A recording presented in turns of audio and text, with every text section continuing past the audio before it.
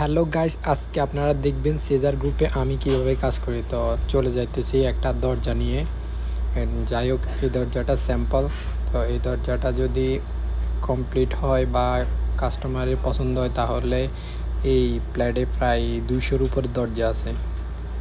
ওইগুলো দরজার কাজ আমাদের কোম্পানি পাবে। তো যাই হোক, আজকে আপনারা ভিডিওটা শেষ পর্যন্ত দেখুন।